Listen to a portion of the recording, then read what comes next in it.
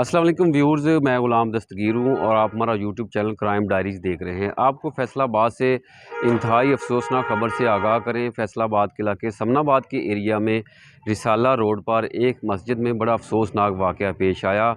मस्जिद के एक स्टोर में गैस लीकेज चल रही थी, तो वहाँ पर मौजूद कारी साहब ने एक 17 साला बच्चे रेहान को वहाँ पर गैस को चेक करने का कहा। यूँ ही उस बच्चे ने दरवाज़ा खोला और लाइट ऑन की तो ज़ोरदार धमाका हुआ स्पार्किंग की वजह से, जिसकी वजह से वहाँ पर मौजूद जो रेहान था 17 साला, मौका पे बदकिस्मती से दम तोड़ गया और उसके साथ साथ उसके 3 जो बच्चे साथी थे वहाँ पर कुरान पाक की तालीम हासिल करने आए, वो भी बुरी तरह झुलस गए। उसके साथ साथ ना सिर्फ वो 3 बच्चे झुलसे, साथ जो है एक 32 साला नौजवान और कारी साहब खुद भी मुतासर हुए, जिनको अलाइड अस्पताल मुंतकिल कर दिया गया है। रेस्क्यू 1112 को मौका पर तलब किया गया। रेस्क्यू ने तमाम मुतासरीन को अलाइड अस्पताल मुंतकिल किया।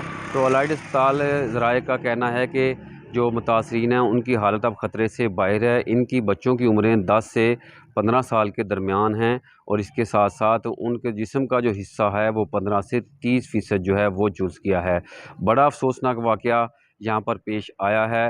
आप कह लें कि वहाँ पर अचानक ये सारा मामला हुआ है कि सुई गैस का जो पाइप है वो भी वहाँ से गुज़र रहा था और अंदर ही इलेक्ट्रिकल जो स्टेशन था वो भी मौजूद था और अंदर ही बैटरियाँ भी पड़ी हुई थी। तो वहाँ पर यूँ ही जो है उन्होंने लाइट ऑन की तो वहाँ पर ज़ोरदार धमाका हुआ। तो रेस्क्यू हुकाम का कहना है कि लाइट ऑन करने की वजह से स्पार्किंग हुई है, जिसकी वजह से अंदर जो है गैस फैली हुई थी, वो धमाका हुआ है और जिसकी वजह से गैस ने आग पकड़ी है, शोले पकड़े हैं और उसके बाद ज़ोरदार धमाके से तमाम लोग मुतासर हुए हैं। इंतहाई अफसोसनाक वाक़या है।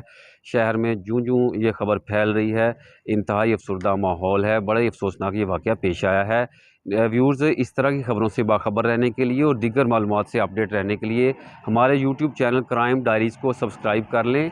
ये वीडियो दोस्तों के साथ भी शेयर करें ताकि वो भी इस वाक़या के हवाले से, इस ख़बर से हवाले से आगाह हों और इस हवाले से वो भी एहतियात बरतें कि जहाँ पर गैस लीकेज हो रही है तो गैस का महकमा जो है उसको टेलीफ़ोन करना है, उसकी हेल्पलाइन पे फ़ोन करके उनको बुलवाना है या किसी जो कारीगर है उस या मैकेनिक है गैस का या इलेक्ट्रीशियन का, उनको बुलवाना है।